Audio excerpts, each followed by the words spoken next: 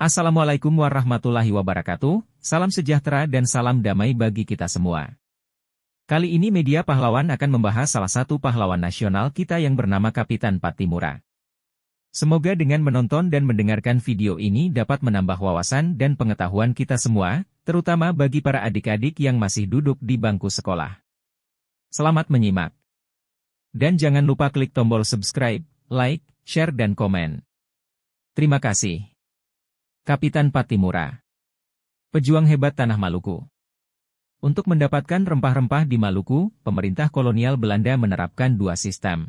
Mereka menerapkan monopoli perdagangan rempah-rempah dan pelayaran Hongi dengan harapan semua rempah-rempah Maluku dapat mereka kuasai mengalahkan perdagangan rakyat pada komoditi yang sangat laku di pasar Eropa itu. Dua sistem yang diterapkan Belanda sangat merugikan rakyat.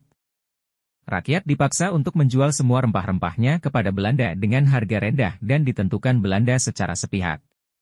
Jual beli rempah-rempah di antara rakyat semakin dipersulit dengan adanya pengawasan sangat ketat Belanda. Agar kedua sistemnya berjalan baik, Belanda senantiasa mengerahkan kekuatan bersenjatanya. Dua sistem licik Belanda ini membuat rakyat Maluku muak bercampur geram. Maka ketika seorang pemuda Maluku yang gagah berani menyerukan perlawanannya, sebagian besar rakyat Maluku menyambut seruannya.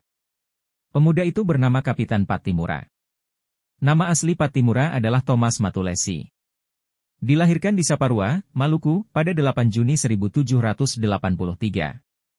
Ayahnya bernama Frans Matulesi dan ibunya bernama Fransina Silahai.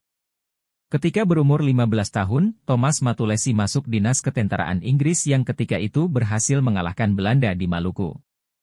Ia berpangkat sersan ketika itu. Pendidikan dan pengalamannya dalam dinas militer itu membuatnya menguasai berbagai strategi perang dan pengetahuan militer lainnya.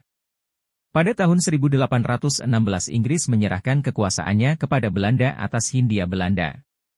Pemerintah kolonial Belanda kemudian menerapkan kebijakan yang sangat merugikan rakyat Maluku, yaitu politik monopoli, pajak atas tanah, land rente, pemindahan penduduk dan pelayaran Hongi, Hongi Tokten. Rakyat Maluku sangat menentang kebijakan pemerintah kolonial Belanda tersebut.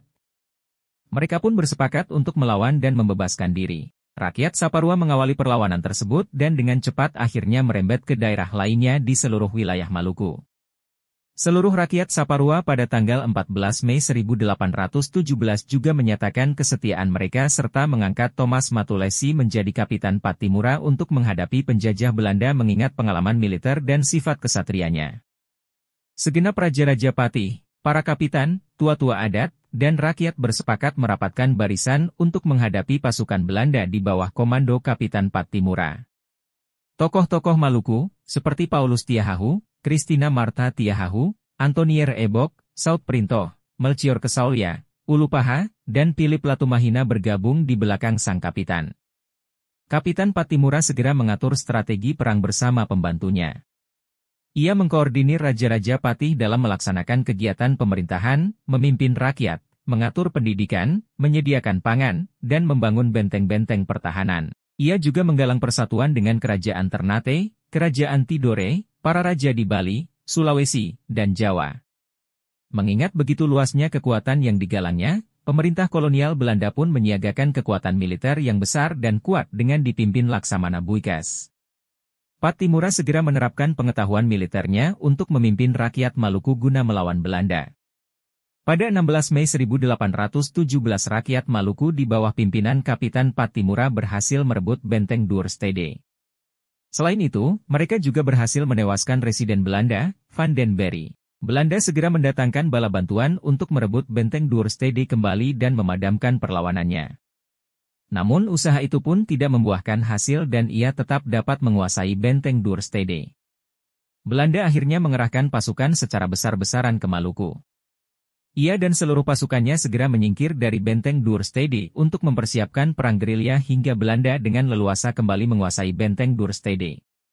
Sayang, terdapat pula orang yang berkhianat pada perjuangan Kapitan Pattimura. Pemimpin Maluku yang gagah berani itu dapat ditangkap Belanda pada 11 November 1817 karena pengkhianatan Raja Boy. Setelah berulang-ulang Belanda mengajak bekerja sama, namun tetap ditolaknya, Belanda pun mengajukannya ke sidang pengadilan buatan mereka. Ia diputuskan bersalah dan dijatuhi hukuman mati. Pada 16 Desember 1817 Pattimura dihukum gantung di depan benteng Nieu Victoria di Ambon. Sekalipun pemimpinnya telah dihukum mati, rakyat Maluku tetap meneruskan perlawanan mereka terhadap Belanda. Anthony Reibok yang menggantikan kepemimpinannya berhasil menewaskan salah seorang pimpinan pasukan Belanda di Maluku, Mayor Bekces. Atas jasa dan pengabdian Kapitan Pattimura bagi bangsa dan tanah air, pemerintah Indonesia mengangkat Kapitan Pattimura selaku pahlawan perjuangan kemerdekaan pada tahun 1973.